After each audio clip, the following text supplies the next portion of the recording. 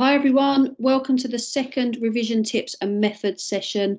Hopefully you watched the first session on flashcards. This one is about prioritising what you need to do and a recap on the Pomodoro effect. Now, as I explained last time, I'm going to be running face-to-face sessions that explain these techniques and revision methods in a bit more detail. And this one will be on Monday, the 25th of April in the main hall. So if you do want to come along, then please do so. And we can go through this and we can do some examples together as well.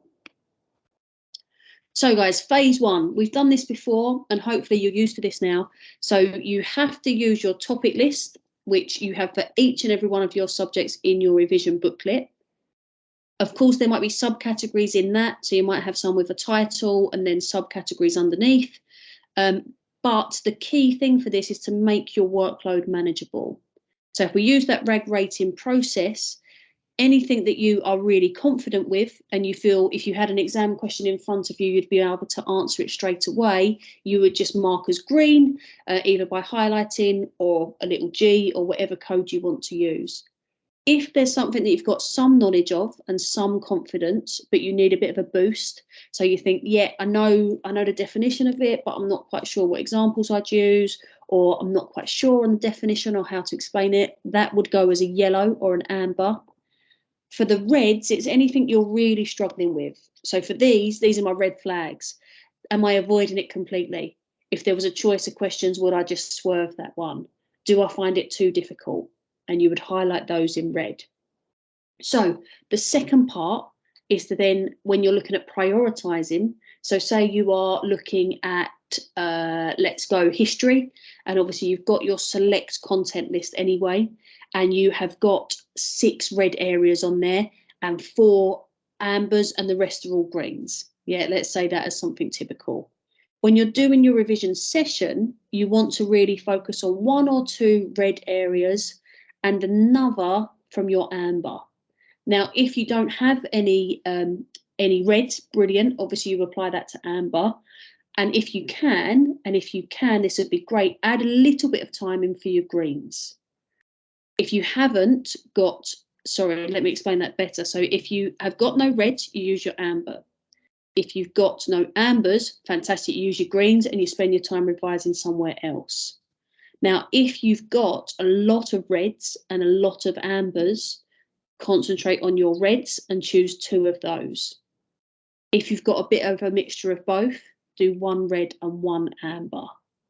Okay, what I'm trying to say to you is don't go through everything all together. Just concentrate on a specific area or specific subcategory or topic that you need to work on within that session. Obviously, use whatever method you want to for your revision, but make sure you're spending your time wisely. Remember what I told you about greens, in that, yeah, everyone is fond of revising their greens because they get the satisfaction of having the right answer.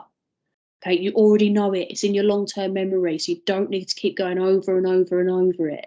Spend your time on your ambers and your reds. Now, guys, a little reminder of the Pomodoro technique, and we have looked at this. So this one is the 25-minute method. So you pick a task, you set your timer, you get working, okay? You get working for that 25 minutes and you don't have a break in between there. No distractions, no phone, you get on with whatever you've set that yourself to do, whether that's your flashcards, whether that's your past papers, whether that's, I don't know, reading for a particular text, whatever it might be. As soon as the 25 minutes is up, you stop and you make a note of your progress. Yeah, you make a note of your progress. So I've answered 2 exam questions, or I've created however many flashcards. You then have a very strictly timed 5-minute break. Toilet break, get a drink, listen to a song, stretch your legs, get some fresh air, whatever it may be. You then go again for 25 minutes. Now, this is the scientifically optimum amount of time that you can concentrate for. Okay, and that's when you're in adolescenthood or as an adult. Okay, so this is the maximum amount of time you can concentrate for.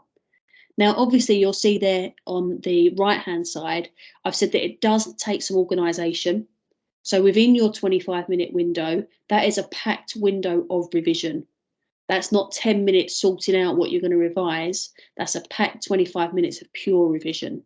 So you do need to get yourself organised before then. You need to be disciplined with it. Okay, you need to be disciplined with it. And I'm the same. Okay, I'm the same. If I'm setting myself something to do, I'm putting my phone away or out of sight or in another room, and I'm getting on with it for just 25 minutes. You can live without your phone for 25 minutes. I did some reading over the weekend about background noise, and they're actually saying that music with no words is probably the easiest thing for the brain to cope with when you're trying to concentrate on something. Now, I looked on Spotify and there's a number of playlists that have that.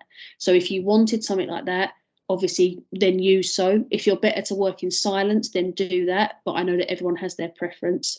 And with the space that you're working in, yeah, choose that wisely. If it's a nice day and you're fortunate enough to have a garden, go outside, go over your flashcards in the garden.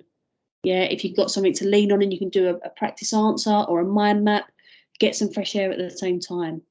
Yeah, but you must be really tight with your time. 25 minutes work, 5-minute rest. Now, if you can, and you've got the stamina to do this 4 times over, so it would equate to 2 hours. And remember what Miss Howard said about the spacing. So if you did 4 sessions, you could do maybe 2 in English, the first one and the third one, 1 in maths and 1 in sociology, and then do the same the next day or the day after that to make it a spaced retrieval. Okay, do that, but once you've done your 4, then you have a decent break. You have a good half an hour to an hour's break. Okay, good luck with this one. It's really proven to work, so give it a go.